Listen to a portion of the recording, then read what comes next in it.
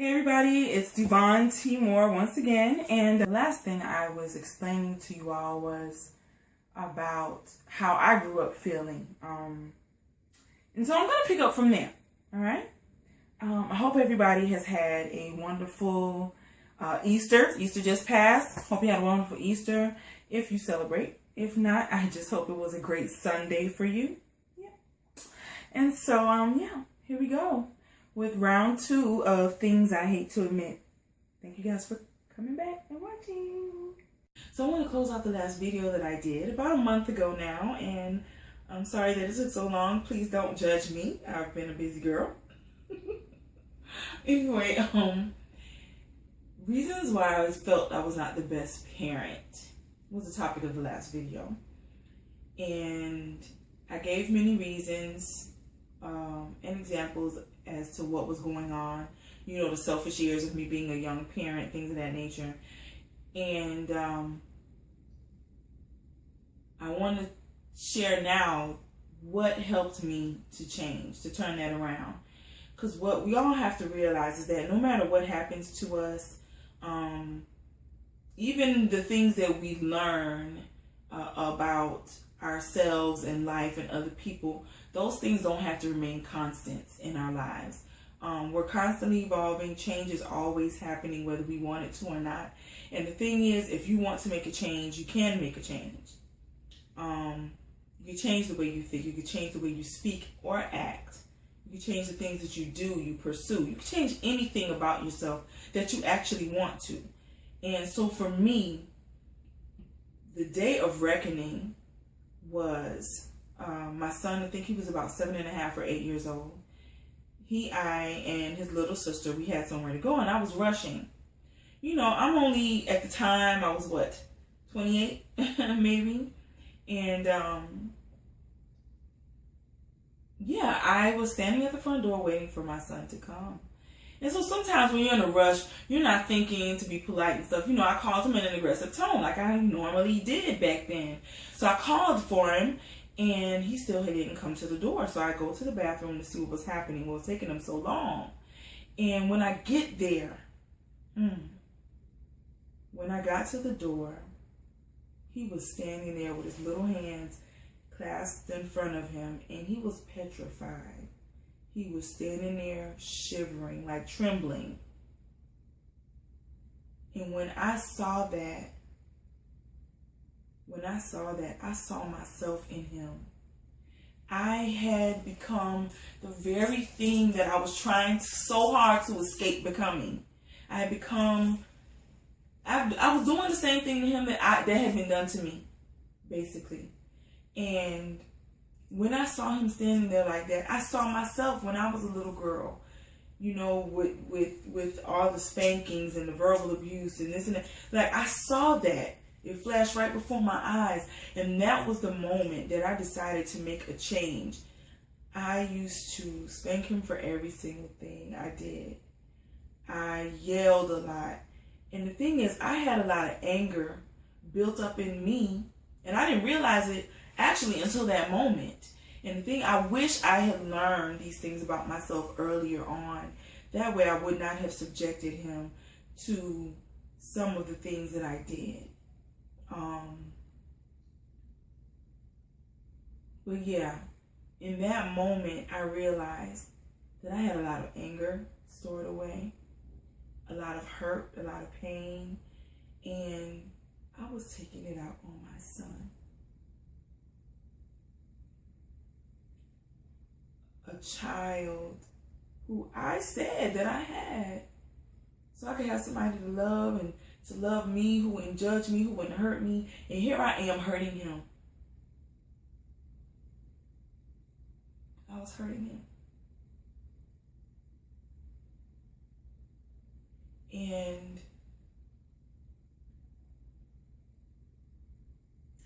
I had to start talking to God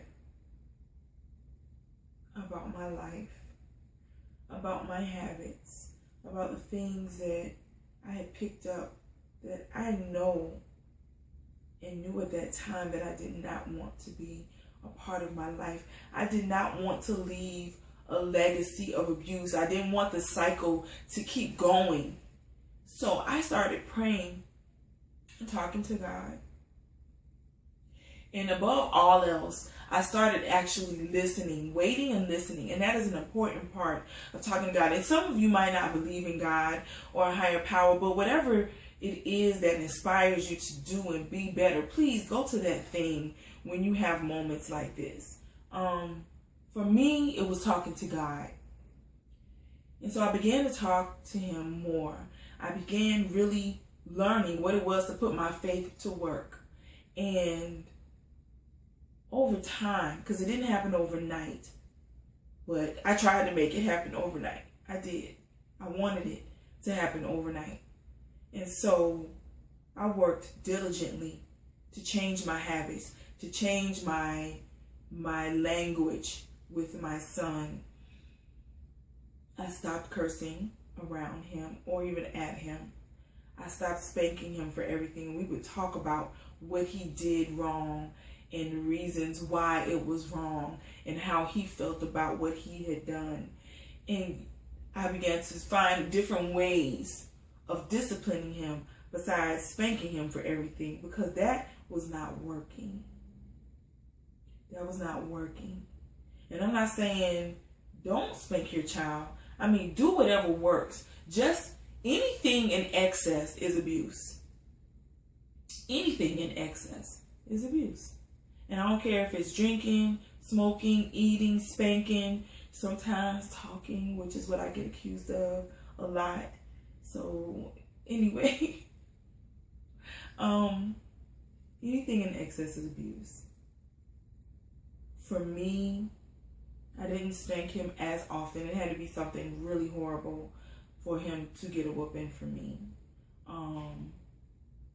Most of the time I would take things away, like his favorite toys or his favorite books, or make him stay in his room, things like that. And that actually began to work.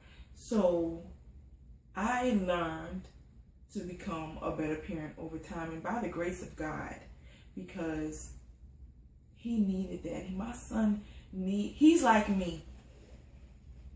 I needed love and affection growing up, and I didn't get that. And that's what he needed. He needed love and affection. He needed understanding. He needed someone who would listen to him and talk to him. And I'm not saying, parents, to allow your children to run things. But when they do things that are wrong, you have to help them understand why it's wrong. Don't call them stupid. Don't call them out their name. Explain to them. Talk to them.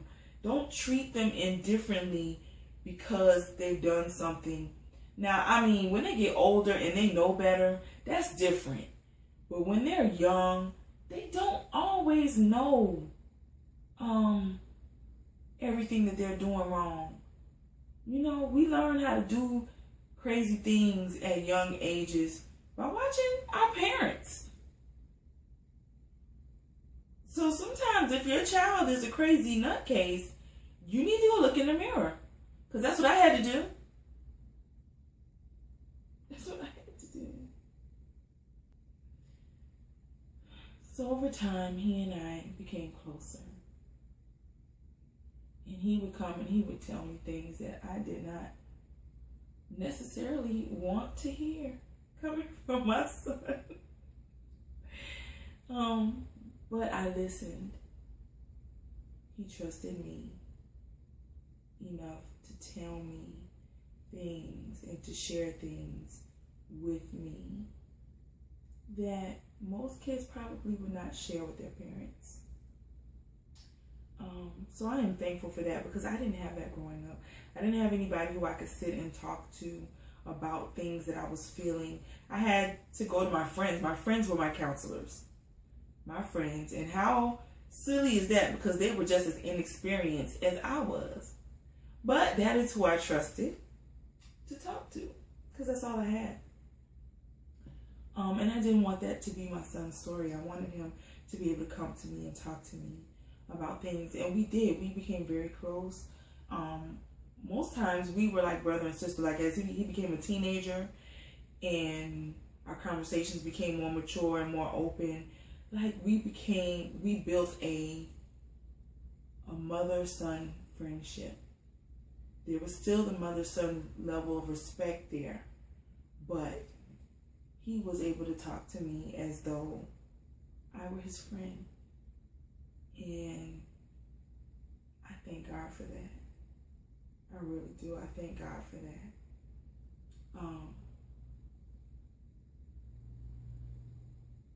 Now that he's a little older, what has happened is the same thing that happened with me. It's almost like a real cycle. It is a real cycle. The same way I realized that I had anger and hurt pent up in me from things that happened when I was a child, he is now experiencing that for himself. And so I left him with scars. I left him with scars. And what we have to learn how to do is, one, as parents, we have to be real with ourselves. We have to be real with our children. A lot of us are in denial. A lot of parents, you don't want to face the fact that you mistreated your child. You don't want to face the fact that, you probably were not the best parent in the world, like I wasn't. And I mean, you're human. But for the love of Christmas, like, please, talk to your children. I don't care what ages they are. If they're young, if they're teens, if they're young adults, it doesn't matter. Especially if your relationship is not a close one, or, if your relationship isn't that close with your child, there's probably some things that you need to talk to them about. If your child has gone astray, and the thing is, we can't be held totally accountable for everything as they get older. The same way that I had to realize that I needed to heal, I had to realize that. When our children become adults, they need to realize that for themselves as well. But it is our duty also that once we know that we've done something to them, that we take that step to say, look, yes, I did this, and I apologize. Sometimes an apology is all that it takes for you to say, yes, this is what happened, and I'm sorry. I didn't mean it. I did not know any better at the time. Sometimes that's all that it takes. Everybody just wants to know that they're loved. Everybody just wants to know that they're wanted. And so now I am in the process of facing my own demons with my son. I own up to any and everything that I've done. And I have apologized to him. We've talked about things. And he is now doing the same thing that I've done. He is taking his hurt, his anger to God, and allowing God to help him navigate through it. And the key thing is forgiveness. For me, in order for me to make a change and become a better parent and a better person overall, I had to, one, face the fact that I had become what I'd become. Two, face the people who hurt me. And no, I didn't get the apologies that I'm explaining to you all people need. I didn't get the apology from my grandmother. But my father and I, we actually sat down and he did apologize to me. But sometimes you're not going to get an apology, and we still have to find a way to move on. But the point that I'm making is I had to forgive. And it had nothing to do with them. Nothing to do with them. I had to forgive them for me, because I'm the one carrying around the hurt and the pain. I'm the one carrying around these ugly feelings and going to bed angry every night, waking up angry, mistreating my child, mistreating people, probably other people that I don't even know I've probably mistreated along the way. That's what I did, because I hadn't forgiven the people who hurt me when I was a child. And so once I forgave them, and they didn't even know that they were forgiven yet. Once I forgave them, then I was able to make a change within myself and become a better person, become a better parent. The person I used to be, I don't like who that girl was. I don't like her. But the person who I've become, I'm in love with me now. And no, I'm not in love with every single part of me, because there's still some things that I want to change. There's still some things that still need healing. However, the person that I've become is so much better than the person that I used to be. And forgiveness and God are the things that help me to get here. So I'm not going to hold you guys hostage with my words anymore. I'm going to let you go. But thank you for watching once again. And I'll be back with another Things I Hate to Admit topic.